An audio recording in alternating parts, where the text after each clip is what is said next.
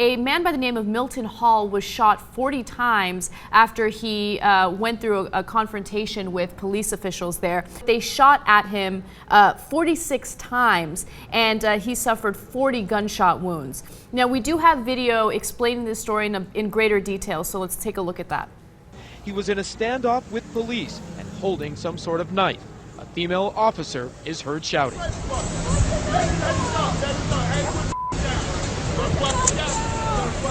If you listen carefully, Hall is then heard continuing to yell at police.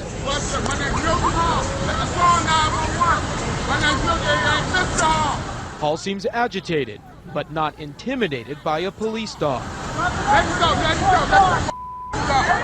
Heard on the tape, a witness describes what he sees. Yeah, the karate stand's about to go ham on him. Then, as Hall appears to take a few steps, everything comes to a head.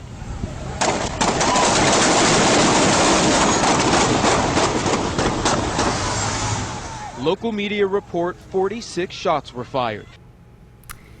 So this is getting a lot of attention because the case is being investigated very slowly. The shooting actually took place July 1st, and the mother of Milton Hall is wondering why they haven't, come up with some sort of result from the investigation. The question is, should they have shot at him? He was holding a knife. He is seen holding a knife in that video. And a former Long Island police officer says, one of the things the public has to understand, an individual wielding a knife at you at about 20 feet can be on top of you in a split second. The public doesn't know this because they don't do it for a living. Well, I've talked to some cops about that very thing, and that's a universally held belief by police officers, and I think we have to take it at face value that that's true.